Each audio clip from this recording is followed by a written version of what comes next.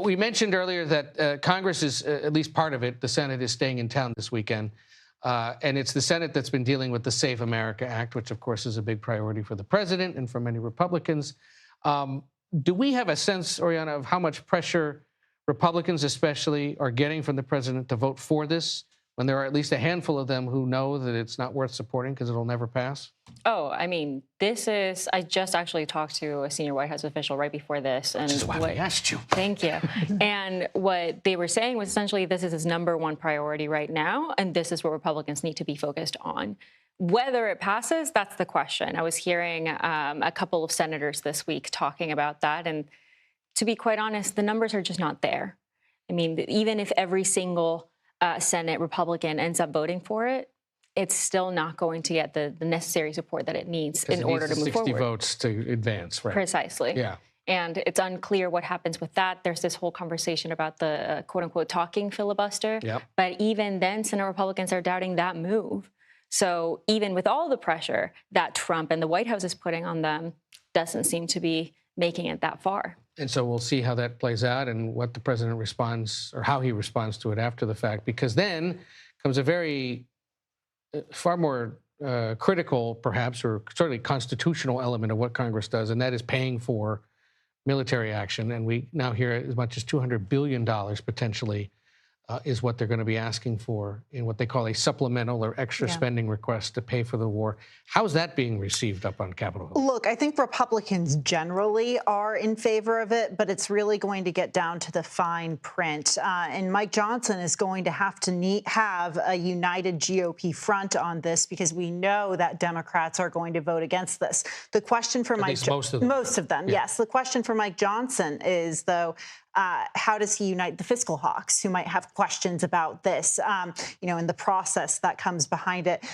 We don't know if it's officially going to be $200 billion, but it seems like the White House is very much, or the Pentagon at least, is signaling that. But I found it interesting, just before we came and sat down, the president posted on Truth Social that the U.S. was getting very close to meeting its objectives and whether he's going to consider winding down military action. We're getting so many mixed messages from the administration on this, because we know that there are at least 2,200 Marines and sailors that are being shipped from San Diego to the Middle East. So the big question is, and that it'll take them at least a month to get to the Middle East or that region. So the big question is, what happens in the meantime? Where does the money go? Yeah.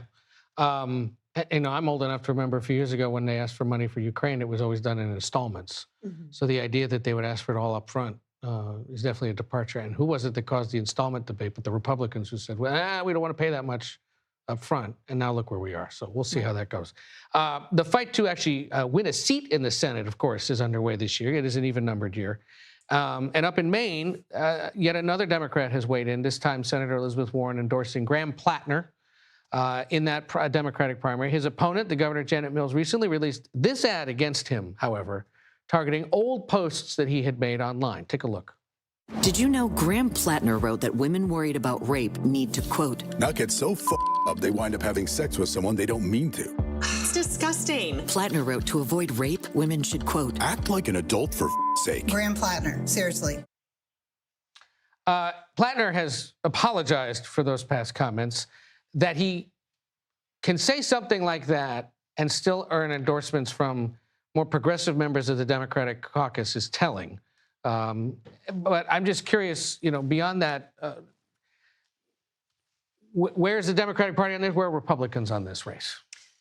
Well, go ahead. Well, I was going to say, first of all, the Elizabeth Warren endorsement came at a perfect time in that case.